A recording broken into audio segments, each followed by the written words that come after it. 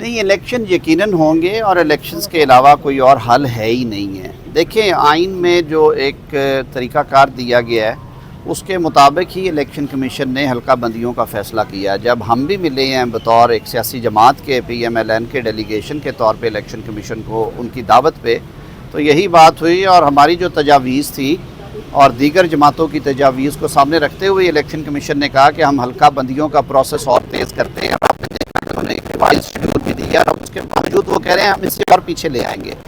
تو مجھے انشاءاللہ العزیز یہ قوی امید ہے کہ اگر نومبر اینڈ تک حلقہ بندیاں ختم ہو جاتی ہیں تو 54 دن کا ٹائم ہے، جنوری کے مڈ یا اینڈ میں انشاءاللہ العزیز انتخابات ہوں گے، کیونکہ اس کے بعد سینٹ کے الیکشنز ہونے ہیں۔ اور یہ بس ایسے میرے خیال میں ہمیں افواہوں پہ کان نہیں دھرنے چاہیے۔ کانسٹیٹیوشن نے ایک طریقہ کار وضع کیا ہے، آرٹیکل 51 کلاز 5 میں یہ ہے کہ آپ حلقہ بندیاں کریں گے اور حلقہ بندیاں ہونی چاہیے۔ 40 ارب روپیہ لگا ہے آپ کی سینسس پہ، ڈیجیٹل سینسس پہ، اس کی وجہ سے شہری دیہی علاقوں کی آبادی میں بہت فرق آیا ہے۔ کئی اضلاع میں 1 حلقے تھے، اب وہاں پہ 2 ہوں گے، کئیوں میں 2 تھے وہاں پہ 1 آ جائے گا، کیونکہ اب حلقوں کا سائز بڑا ہوگا، آبادی کیونکہ اتنی بڑی ہے کہ سیٹیں نہیں بڑھ سکتی۔ تو پہلے یہ 6.5-7 لاکھ پہ حلقے تھے، اب 8-9 لاکھ کے درمیان جائیں گے، تو اس کی وجہ سے یہ چیزیں جو ہیں یہ فرق پڑے گا اس میں انشاءاللہ۔ اچھا، ایک بات اور کہ کل یہ کہا گیا ہے کہ وکلا نے اب تحریک شروع کر دی، اگر 90 دن میں الیکشن کا پروسیس کمپلیٹ ہو تو وکلا پشاور سے تحریک، تو کیا آپ بھی تو وکلا تحریک بار کی الیکٹڈ باڈیز شروع کریں گی جب بھی ایسا موقع آیا، اس میں Pakistan bar council, supreme court bar ایسوسی ایشن، ہائی کورٹ بار ایسوسیشنز اور پاکستان بھر کی بار کونسلز ہے۔ آج بھی پاکستان بار کونسل کی میزبانی میں اسلام آباد میں اس وقت آل پاکستان الیکٹڈ ریپرزنٹیٹیو کانفرنس جو ہے وہ ہو رہی ہے، جس میں سارے صوبوں کی بار کونسلز کے جو ہمارے سربراہان ہیں وہ شریک ہیں اور ہائی کورٹ بارز کے پریزیڈنٹس ہیں ان کے ساتھ۔ ایکس سروس مین کا کانسیپٹ وکلا میں نہیں ہے۔ وکلا مانتے ہیں اپنی الیکٹڈ باڈیز کو جو کہ ہر سال ان کے ووٹ سے تازہ مینڈیٹ لے کے آتی ہیں۔ وہ باڈیز جب بھی انتخابات کا کسی تحریک کا آغاز کریں گی، کوئی کال دیں گی، سوچ بچار کے بعد دیں گی، وکلا ان کے ساتھ کھڑے ہوں گے۔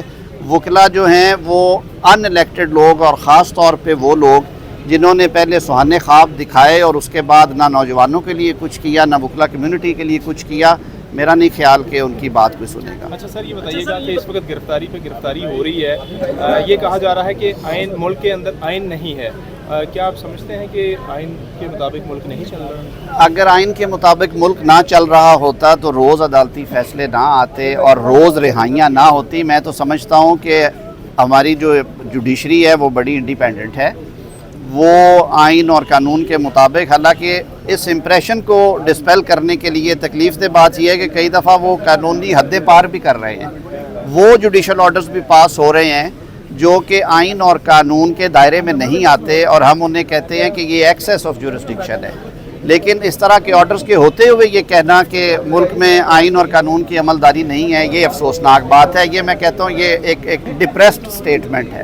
سر، ملٹری کورٹس کے حوالے سے آپ کیا کہنا چاہیے؟ آپ اپنا موقع ہمارے سامنے رکھیے گا کہ ملٹری کورٹس بننی چاہیے یا نہیں؟ بالکل نہ بننے یا بننے والا سوال نہیں ہے، مسئلہ یہ ہے کہ جو آپ سوال پوچھنا چاہ رہے ہیں کہ آیا جو ٹرائل سویلینز کے انڈر دی آرمی ایکٹ ہیں وہ قانون میں اجازت ہے کہ نہیں، یہ معاملہ سب جوڈس ہے سپریم کورٹ آف پاکستان میں، اور آپ نے دیکھا کہ 3-4 ماہ کے باوجود گزرنے کے باوجود وہاں پہ کوئی انجنکٹیو آرڈر نہیں آیا۔ وہ اس لیے نہیں آیا کہ جو قوانین ہیں موجودہ امینڈمنٹ سے پہلے والے آرمی ایکٹ اور آفیشل سیکرٹ ایکٹ، اس کے تحت اگر سویلینز حملہ آور ہوتے ہیں، داخل ہوتے ہیں، ٹریس پاس کرتے ہیں، وینڈلزم کرتے ہیں، وہاں سے چیزیں اٹھاتے ہیں، ڈاکومنٹس اٹھاتے ہیں، تو وہ ٹرائی ہو سکتے ہیں انڈر دا آرمی ایکٹ، اور اسی وجہ سے وہ ٹرائل ہو رہے ہیں، اور اسی وجہ سے شاید انجنکٹیو آرڈر بھی نہیں آیا۔ اچھا، آخری سوال صاحب، جو 9 مئی والے واقعہ میں جو ملوث کیا گیا ملٹری ایکٹ کے تحت، کیا درست ہے؟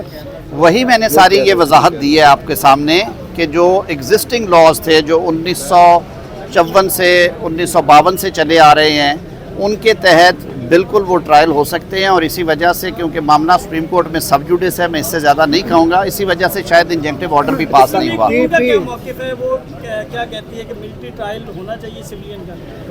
وہ لوگ جنہوں نے آئین اور قانون کو بالائے طاق رکھتے ہوئے جناح ہاؤس اور دیگر جو ہماری عسکری تنصیبات ہیں اس پہ حملہ کیا، اس کو تہو بالا کیا، اس کو آگ لگائی، گھروں کی حرمت جو ہے اس کو پامال کیا۔ قانون اجازت دیتا ہے ان کے ٹرائل ہونے چاہیے، کسی بے گناہ کو، کسی معصوم کو، کسی بچے کو اس ٹرائل میں نہیں بھیجنا چاہیے۔ یہ بتائیے یکدم ڈالر کہاں پہنچ گیا، مہنگائی کہاں پہنچ گئی؟ نگران وزیر اعظم صاحب کہتے ہیں جی کہ مجھ پہ الزام نہ دھرے، جو پیچھے سے آ رہے ہیں میں اسی کو لے کے آگے چلوں، تو بتائیے کس کا قصور ہے پھر؟ دیکھیں اس کے لیے ہمیں ایک گرینڈ اکنامک ڈائلاگ کی ضرورت ہے، یہ قصہ اتنا مختصر نہیں ہے۔ 2017 میں جب سب کچھ ٹھیک تھا، جب ڈالر 106 روپے کا تھا، جب گروتھ ریٹ 6.5 تھا، جب مہنگائی کی شرح سنگل ڈیجٹ میں تھی، جب پاکستان G20 میں جانے کی تیاریاں کر رہا تھا، تو جو اسپیشل پروجیکٹ لایا گیا تھا اس ملک کی بربادی کے لیے، وہاں پہ ہمیں کھل کے بات کرنی چاہیے، اور جو اس میں ملوث ہیں ان کے خلاف بولنا بھی چاہیے اور اس کا تدارک بھی ہونا چاہیے۔ اور اس کے لیے میں پھر کہوں گا کہ دس از ہائی ٹائم کہ ہمیں ایک گرینڈ پولیٹیکل اور اکنامک ڈائلاگ کی ضرورت ہے۔ سیاسی استحکام کے بغیر معاشی استحکام نہیں آئے گا۔ اگر ہم اس طرح چلتے رہیں گے تو اور زیادہ بربادی کریں گے۔ ہمیں کچھ چیزوں پہ ریڈ لائنز لگانی ہیں، اور اکانومی ان میں نمبر 1 ہے کہ حکومت آئے یا جائے، رہے نہ رہے، اکنامک پالیسیز میں تسلسل ہونا چاہیے۔ ہماری جو انٹرنیشنل کمٹمنٹس ہیں ہمیں ان کا بھی دھیان رکھنا ہے، اور ہمیں غریب عوام کا حقوق کا سب سے پہلے دھیان رکھنا ہے، اور وہ تبھی ممکن ہے جب سارے سر جوڑ کے بیٹھیں گے۔ یہ کسی ایک آدمی کا کام نہیں ہے۔ آج بھی اگر پاکستان نے آگے بڑھنا ہے تو وہ پولیٹیکل سٹیبلٹی کی وجہ سے بڑھے گا، اور پولیٹیکل سٹیبلٹی کی وجہ سے ہی اکنامک سٹیبلٹی آئے گی۔ بہت ایک آخری سوال، آپ نے 2017 کے پروجیکٹ کی بات کر دی، لیکن جو پروجیکٹ 2022 میں لایا گیا اس کی جتنی تباہی اس کا ذمہ دار کون ہے سر؟ یہ ایک پولیٹیکل پروسیس کے ذریعے ہوا تھا، وہ کورٹ آرڈرز کے ذریعے لیا گیا، اور اس کے بعد وہ لوگ جو کہ مینڈیٹ نہیں تھے لے سکے انہیں بھی مسند پہ بٹھانے کے لیے جہازوں میں بھر بھر کے لوگ لائے گئے۔ ساری دنیا نے دیکھا تھا۔ یہ پورا سال حکومت رہی ہے، 3 دفعہ اٹیمپٹ کی ہے دوبارہ ڈسلوج کرنے کی، 2 دفعہ ووٹ آف کانفیڈنس لیا ہے وزیر اعظم شہباز شریف نے، لوگوں نے اپنی مرضی کے ساتھ۔